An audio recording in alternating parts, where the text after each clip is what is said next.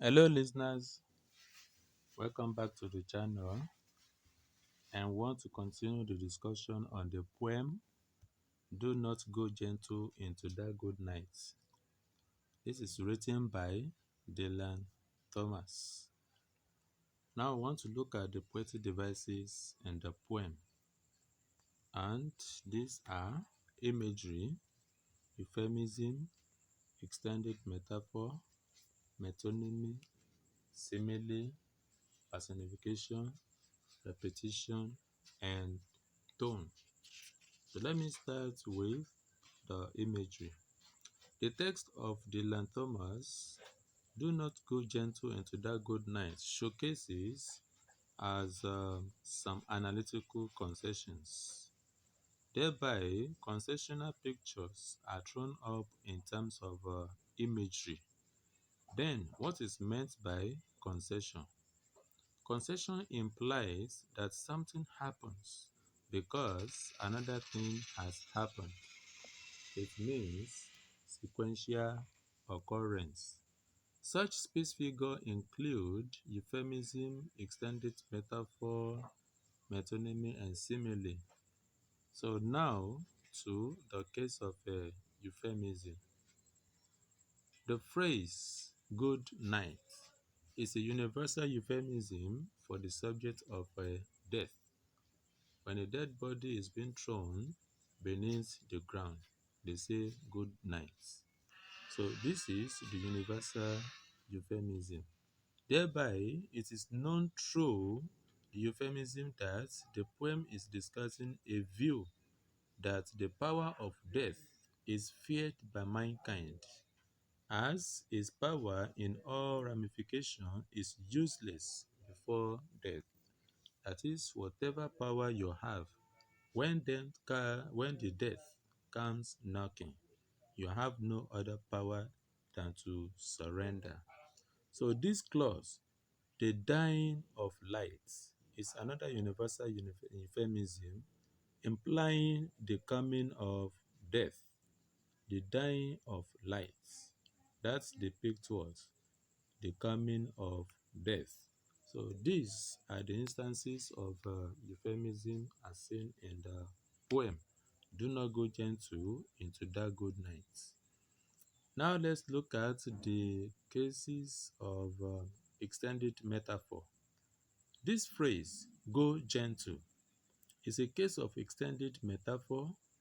On its face value, the word "go" implies to move away or leave a place, and in the context of the poem, it possibly implies face or confront. On the other hand, the word "gentle" on its face value implies nobility or good regard. And in the context of "do not go gentle into that good night," it can be taken to imply powerfulness, gentle. The two interpretations are thus separate metaphors, but related, and combination of such two is called extended metaphor. When two metaphors are used in same line or back to back in literary appreciation. In the meantime, the extended metaphor is in question that we're talking about in the above explanations is the term power or powerfulness. I hope this is clear.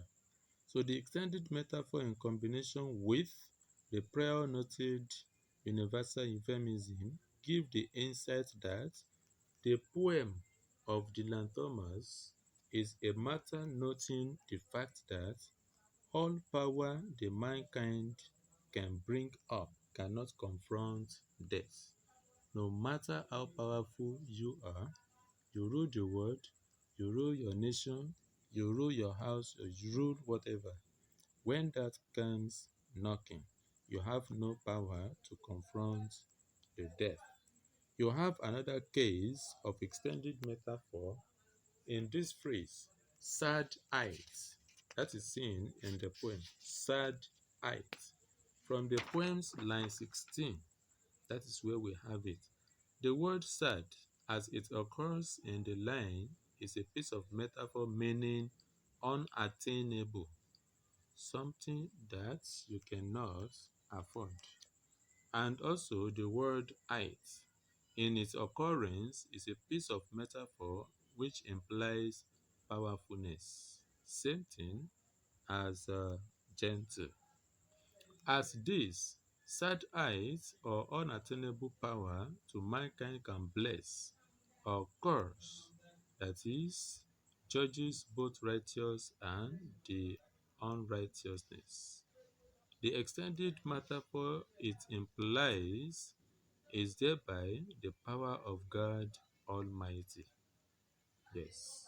Furthermore, the phrase fierce tears, as seen in the poem, is one more piece of extended metaphor.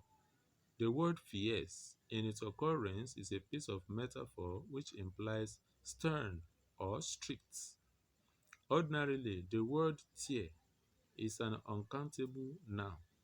As such, its occurrence as a plural countable noun is literary expression which can imply judgment plurally of blessing or blame category. Therefore, the implicit extended metaphor is the strict judgment of God Almighty. Again, the phrase frail deeds, as seen in the poem, is one more case of extended metaphor, which, from the meaning of the word frail as weak, that is, the meaning of the word frail is what? Weak, and that of the word deeds as a achievement. This implies less solid achievements. In addition, the clause danced in a green bay is from the poem and is a case of extended metaphor. Ordinarily, a green bay is a wide inlet of seas or lakes water around a shore covered with greenish matter like a water hyacinth. However, the content of occurrence of the phrase is about a future date, and this is a piece of metaphor connoting remembrance, especially as the phrasal verb danced in, which is a metaphor connoting floated and which is collocated with a green bay. As such, the implicit extended metaphor is a thought in someone as regards a possibility of remembering certain thing about him if he is no more. So those are the instances of extended metaphor as noted in the poem. The next is metonymy. In the poem's line 2, an old age burning and raving is that which is experiencing excitement or enthusiasm. The phrase is a piece of metonymy for excited and enthusiastic aged people. In the poem's line 4, the phrase wise men is a piece of metonymy for a wise species of mankind. This phrase, good men, in the poem, that is line 7 of the poem, is a piece of metonymy as well for a pious species of mankind. The phrase white men in the poem's line 10 is a piece of metonymy again for powerfully wicked men in society. In the poem's line 14, the phrase grave men with blazing sides like meteors is a piece of metonymy as well for old and still healthy species of mankind. That is, those people that are old, but they are still healthy, they have the strength amongst mankind. So those are the instances of a metonymy as well, and the case of a simile in the poem. This phrase, blaze, like meteors in the poem, that is line 14 of the poem, is a piece of simile for especially bright seeing eyes and by extension of healthiness of living. So these are the um, instances. These are the instances of the poetic devices as seen in the poem. And from the poem as well, let me check whether I have some notable things as well. Yes, we have personification. The use of the personification in the poem is seen in line 5, where the poet says, because their words have fogged no lighting. Words are not living things, which we know they are not living things that cannot take any action like fucking lightning. So also in line 11, it tells the readers that the white men have grieved sun. The sun is not human and so cannot be grieved. So that is an instance of a personification. Then repetition.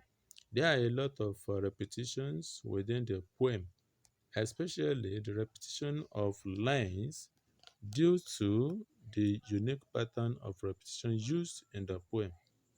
For instance, the instances of repetition, they can be seen in the lines of the poem, line 3, so also in line 1.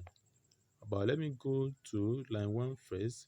Do not go gentle into that good night, line 1. And rage against the dying of the light. That is in line 3. These repetitions are made for emphasis, and that's the essence of a repetition. The constant and deliberate repetition of good night and dying of the light emphasizes the theme of death, while at the same time teaches the readers about the transience of life. That is a repetition in the poem. And also the last one that we have there, which is a tone, the tone in the poem. The tone in the poem is seen to be what? Desperate. It is pertinent to note that this poem is the impassioned appeal of a son to his dying father. This explains the strong emotion that runs through the poem. The poetic persona urges his listener to rage against the dying of the light. So rage is repeated for emphasis in the poem.